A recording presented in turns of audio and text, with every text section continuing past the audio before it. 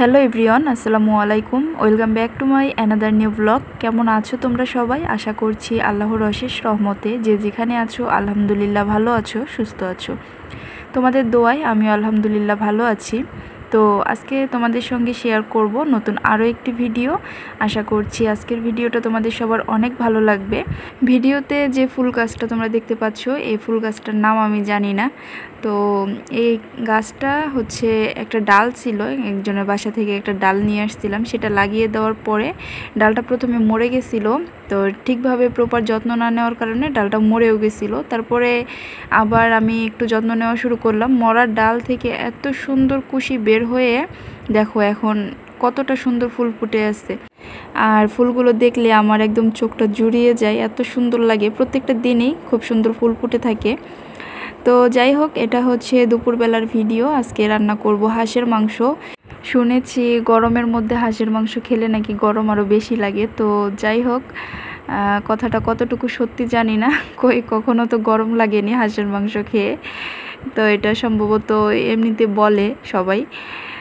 তো কথা বলতে বলতে আমি এখানে মশলাটা কষিয়ে নিলাম ভালোভাবে। মশলাটা কষিয়ে তারপরে হচ্ছে ধুয়ে রাখা মাংসটা দিয়ে দিলাম। এখন মাংসটাকে নেড়ে চেড়ে কিছুক্ষণ কষিয়ে নিব। আর হচ্ছে আমি ডিম, কলিজা এগুলো আলাদা করে রেখে দিছি, একসাথে দিলে আবার গলে যেতে পারে, কলিজা আর খুঁজে পাওয়া যাবে না। একটু পরে দিব, আগে কিছুক্ষণ মাংসটা কষিয়ে নিই, তারপরে হচ্ছে ডিম আর কলিজাগুলো দিব। আর আমি চেষ্টা করি যে কোনো মাংস খুব ভালোভাবে কষিয়ে রান্না করার জন্য। মাংস যত বেশি কষানো হবে, মশলা যত বেশি কষানো হবে, তরকারির টেস্ট কিন্তু তত বাড়বে। তো ওদিক দিয়ে মাংসটা আমার কষানো হচ্ছে, আর এদিক দিয়ে আমি একটা পটল বের করে নিলাম। তো এটাকে আমরা তো পটলই বলি, বড় পটল বলে, অনেকেই চিচিঙ্গা বলে। তো পটলটাকে আগে সিলে নিচ্ছি। তো একটা পটল ভাজি করব আর হচ্ছে হাঁসের মাংসটা ভুনা করব। এগুলোই হচ্ছে আজকে দুপুরের সিম্পল খাবার দাবার। আর বেশি কিছু রান্না করব না। সত্যি কথা বলতে মাংস রান্না করলে আর আজে বাজে কোনো সবজি, ভাজি, তরকারি, ডাল ওগুলার কিছুই খাওয়া হয় না, মাংসই খাওয়া হয় শুধু, যেটা সত্যি কথা। তো এইখানে আমি হচ্ছে এখন কুচি কুচি করে নিচ্ছি। তো চপিং বোর্ডে কাটতে অনেক দেরি লাগে আমার। তো বটি দিয়ে আমি যেহেতু কেটে অভ্যস্ত, তো বটি দিয়েই কাটতে সুবিধা হয়, তাড়াতাড়ি কাটতে পারি। আর এখানে কেটে নিলাম, একটা পটলি ভাজি করব। তো এদিক দিয়ে যে আমি ডিম আর হচ্ছে কলিজাগুলো রেখে দিছিলাম, ওগুলাকে এখন দিয়ে দিচ্ছি মাংসের সাথে। এখন এগুলো দিয়ে নেড়ে চেড়ে আর একটু কষিয়ে নেব। আর এখনও পর্যন্ত কিন্তু আমি কোনো পানি অ্যাড করিনি। পানিটা অ্যাড করব একটু পরে, যখন একদম ভাজা ভাজা হয়ে যাবে কষাতে কষাতে, তখন পানি দিয়ে ঢেকে দিব। আর এভাবে রান্না করলে হাঁসের মাংস অনেক মজা হয়। তো আমার শাশুড়ি মা এভাবে রান্না করে আর আমাকে বলে যে মাংস সবসময় বেশি করে কষানোর জন্য। গত একটা ভিডিওতে আমি বলেছিলাম যে আমি একটু অসুস্থ। তো সেই অসুস্থতার কথা শুনে আমার কিছু আপু এমন কমেন্ট করেছে যে কমেন্ট পড়ে আমি হাসতে হাসতে পাগল হয়ে যাচ্ছি, এরকম একটা অবস্থা। তো যাই হোক, আপুরা যেটা মিন করেছো তেমন কিছুই না। তো তোমাদেরকে ক্লিয়ার করে দেওয়ার জন্য কথাটা আজকে বললাম। তো দেখো, এখানে আমার হচ্ছে খুব ভালোভাবে মাংসটা কষিয়ে নিছি। আর এখন পানি দিয়ে দিলাম। তো মাংসটা একটু সিদ্ধ হয়ে আসবে। আর হচ্ছে আরেকবার আর একটু কষিয়ে নিয়ে আমি হচ্ছে ঝোলের জন্য পানি দিয়ে দিব। আর বেশি ঝোল করব না, একটু ভুনা ভুনা করব। আর দেখতে দেখতে আমার মাংসটাও রান্না হয়ে গেছে। আমি শেষে একটু গরম মশলা ছড়িয়ে দিছিলাম উপর দিয়ে, যার কারণে হচ্ছে কালারটা একটু এরকম দেখাচ্ছে। আর এই মাংসটা ঠান্ডা হতে হতে একদম কালো হয়ে গেছিলো মাংসের কালারটা, হাঁসের মাংসের কালা ভুনা হয়ে গেছিলো।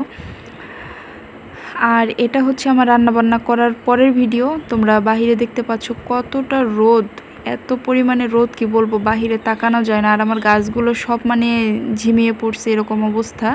তো আমি একটু পানি দিয়ে দিচ্ছি। তো প্রচণ্ড রোদের কারণে হচ্ছে দিনের বেলা অনেকবার করে পানি দিই আমি। সকালবেলা তো ঘুম থেকে উঠে একবার পানি দিই, তারপরে হচ্ছে মাঝে মধ্যে দুপুরবেলা দেখা যায় যে গাছগুলো নেতিয়ে পড়ছে, তখন আবার পানি দিতে হয়। আবার হচ্ছে বিকালবেলা পানি দিই। তো পানি না দিলে হচ্ছে গাছগুলো মারা যাবে 2-1 দিনের মধ্যেই। তো ওই দেখো, আমার সামনে একটা মরিচ গাছ আছে। তো মরিচ গাছটা একদম ঝিম ধরছে, দুপুরবেলা করে ঝিম ধরে। আর তোমাদের কার কার ওইদিকে বৃষ্টি পড়তেছে একটু কমেন্ট করে জানায়। তো আমাদের তো উত্তরবঙ্গে কোনো বৃষ্টির দেখা নাই, একদম প্রচণ্ড রোদ আর হচ্ছে গরম। একটু বৃষ্টি হলে ভালো হতো, বৃষ্টিও পড়তেছে না। আর হচ্ছে পরিবেশটাও ঠান্ডা হচ্ছে না। বৃষ্টি হয়ে গেলে তারপরে হচ্ছে চারপাশটা একটু ঠান্ডা হবে। তো এটা হচ্ছে সন্ধ্যাবেলার ভিডিও। মেঘলা নুডলস রান্না করছিল, আমি শুয়েছিলাম, তো আমাকে ডেকে বললো যে নুডলস খাও। তো নুডলস খেয়ে আমি হচ্ছে রাতে রান্নাবান্না করে নিয়েছিলাম। তো রান্নাবান্না শেষ করার পরে আমার হাজব্যান্ড আসলো বাসায়, আর আমার জন্য এতগুলা আইসক্রিম নিয়ে এসছে, মিষ্টি নিয়ে এসছে। তো আমার পছন্দের সব মিষ্টিগুলো নিয়ে এসছে। আমি হচ্ছে বলতেছিলাম 2 দিন থেকে যে কালো জাম যে মিষ্টিটা হয় সেটা খাবো। তো কালো জাম, তারপরে হচ্ছে কাঁচাগোল্লা, তারপরে হচ্ছে স্পঞ্জ মিষ্টি সব নিয়ে এসছে, সাথে আইসক্রিমও নিয়ে এসছে। তো আইসক্রিম খাবো এই কথাটা বলছিলাম, কবে বলছি সেটা আমি নিজেও ভুলে গেছি। ও ঠিকই মনে করে নিয়ে আসছে। তো এগুলোকে এখন ফ্রিজে রেখে দিব। আর হচ্ছে আমি একটা চকলেট আইসক্রিম নিয়ে নিলাম, এটা এখন খাবো আমি। আর আইসক্রিম খেতে খেতে আজকের ভিডিওটা শেষ করে দিব। তোমাদের কাছে কেমন লাগলো আজকের ভিডিও সেটা অবশ্যই কমেন্ট করে জানাইও। আর হ্যাঁ, অবশ্যই তোমরা ভিডিও দেখার সময় একটা লাইক দিয়ে দিও, কারণ কমেন্টের তুলনায় লাইক অনেক কম থাকে। তো সবাই ভালো থাকো, সুস্থ থাকো, আর এই গরমে নিজের প্রতি একটু বেশি যত্ন নিও। নেক্সট ভিডিওতে আবারও দেখা হবে। আজকের মতো এখানেই বিদায়। আল্লাহ হাফেজ, আসসালামু আলাইকুম।